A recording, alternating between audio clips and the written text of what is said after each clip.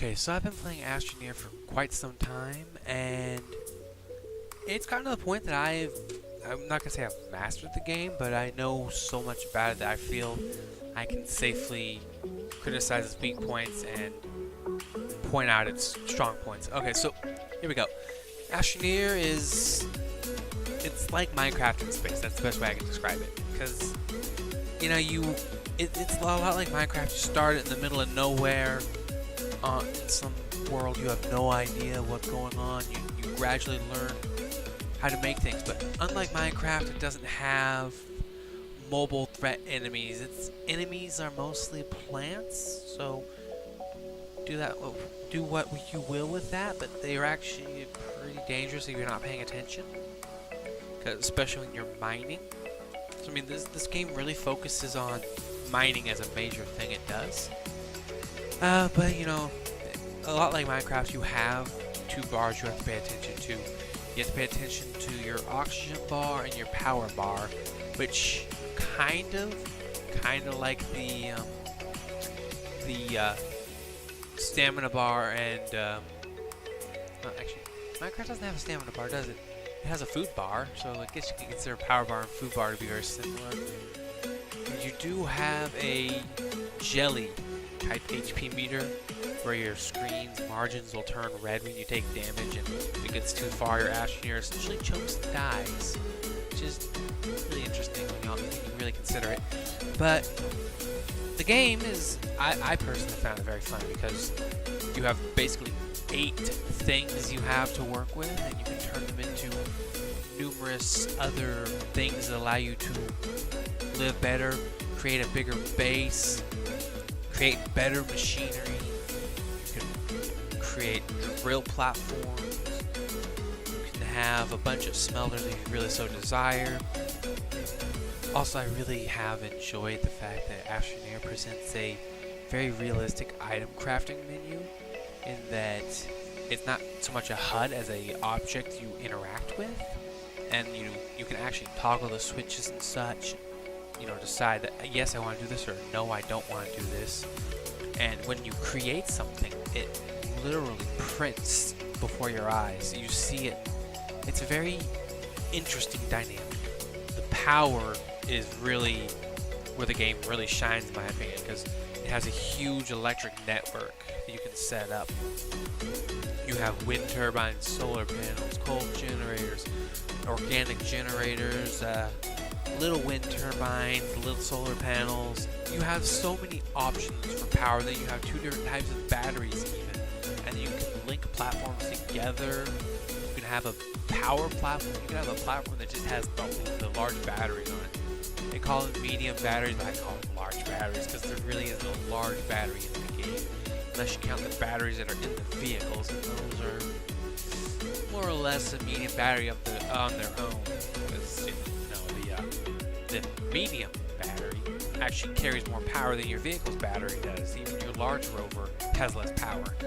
Now, the ability to travel between planets isn't exactly unique in this game. There's a lot of games that incorporate that feature.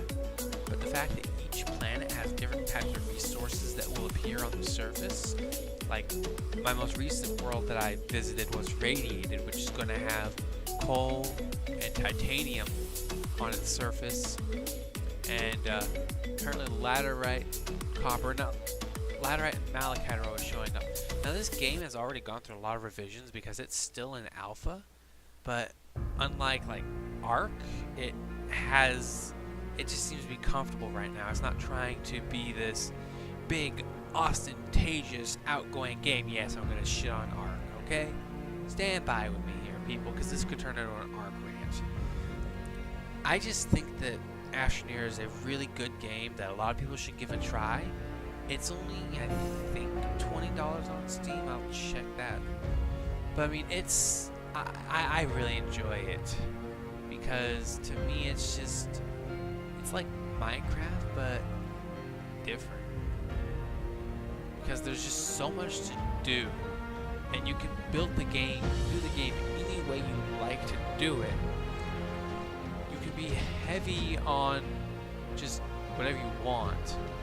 Okay, Astroneer is 1999. looking at my chat for 19.99. Sorry, best PewDiePie. Okay, you're not gonna get a better one. But yeah, you know, I really enjoy the game myself personally, and I really hope that anyone who's watched my videos enjoys the game that way. It's really fun to play, and it's just a good game to just pick up and do brainlessly, honestly. It's not like Ark incoming. It's not like Ark where you spend hours trying to do something to accomplish one task. In Astroneer, you can be accomplishing like 3 tasks at once, assuming you have enough power. Now, the whole tether system is interesting too, because, you know, whenever I've played Minecraft, I find myself getting lost. It's just because so many things wind up looking the same. I know the landscape looks a little bit different, but I'm not the only person who can get lost wandering in circles around their house. You have to have landmarks and such. Astroneer encourages you to create landmarks in the way of your tether lines, which are easily craftable from the abundant compound you find on the first planet, which is the Terran planet, which, in all honesty, is designed to look exactly like Earth. 1 moon, it's got 1 G of gravity, it's nothing spectacular. The moon is like 1/10 the gravity. Yeah, it's a very interesting game, and you would think that it would be a struggle to play, but no.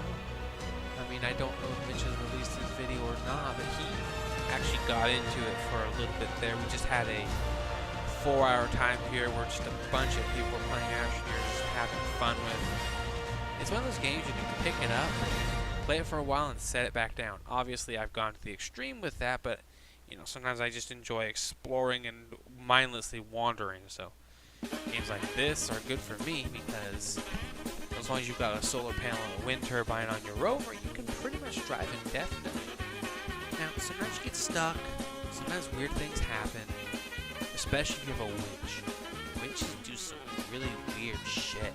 Look at this. This thing's doing a freaking corkscrew and it's just spinning on the ground. It just looks dumb, but at the same time, what happens? You can't think it even get airborne. Watch this. It goes. Bye.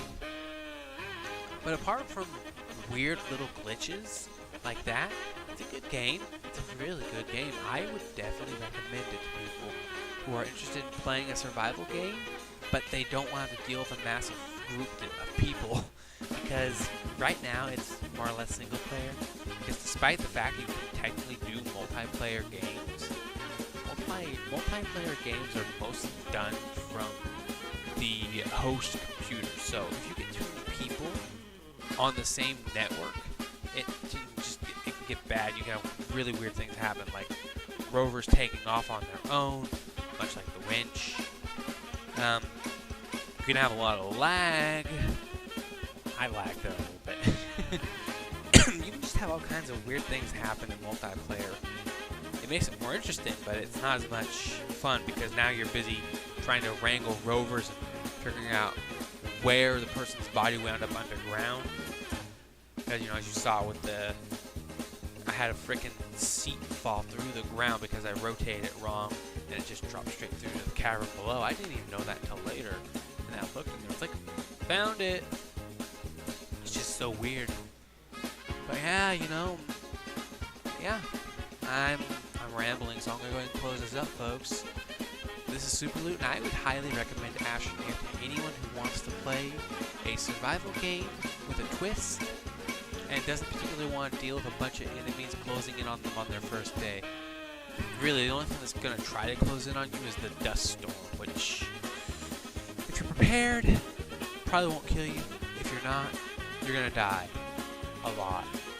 So just remember, it's a game where you kind of have to be prepared, because there's been numerous times I landed on a planet and I'm just like, well, shit, I forgot my home kit. Now I got nothing to work with. Yeah, I would highly recommend it. If I was to give it a rating, I'd give it 7.5. It's a good game. Okay, I cannot say that enough. It is a really good game, and you guys should just go out and buy it because it's a fun little game. That'll help them develop it into an actual full game, because it has so much possibility. And even when Brian first played it, even when Cap first played it, it had so much possibility then, and it continues to have possibility. Yeah, no. Thanks for listening, folks. I really enjoy this game, and I want more people to play it. It's a good game. Good night. Good luck.